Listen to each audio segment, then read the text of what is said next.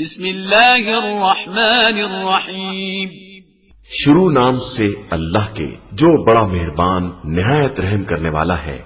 لا اقسم بیوم القیامہ میں روز قیامت کی قسم کھاتا ہوں۔ ولا اقسم بالنفس اللوامہ اور برائیوں پر ملامت کرنے والے نفس کی قسم کھاتا ہوں۔ ایحسب الانسان ان لن نجمع عظامہ کیا یہ انسان یہ خیال کرتا ہے کہ ہم اس کی ہڈیوں کو جمع نہ کر سکیں گے؟ بلا قادرین علی ان نسوی بنانہ یقیناً ہم اس بات پر قادر ہیں کہ اس کی انگلیوں کے پور تک درست کر سکیں۔ بل يريد الانسان ليفجر امامه بلکہ انسان یہ چاہتا ہے کہ اپنے سامنے برائی کرتا چلا جائے۔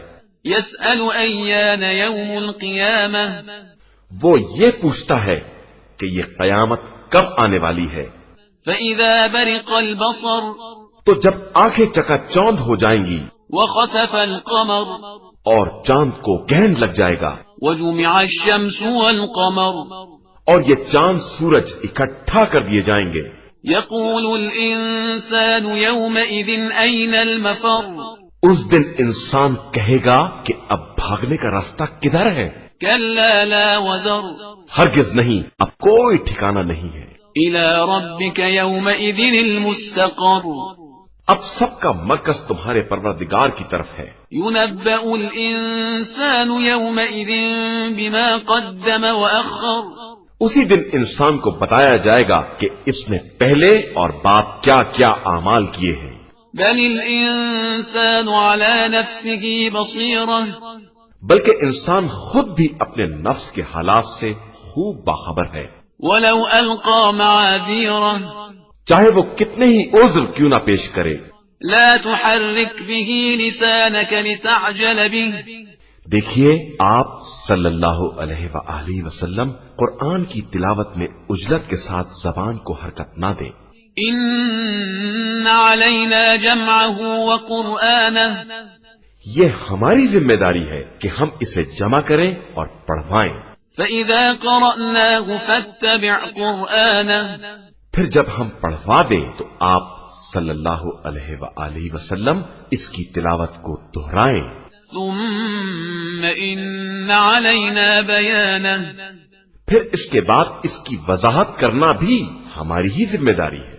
كلا بل تحبون العاجلة نہیں، بلکہ تم لوگ دنیا کو دوست رکھتے ہو وتذرون الآخرة اور آخرت کو نظر انداز کیے ہوئے ہو۔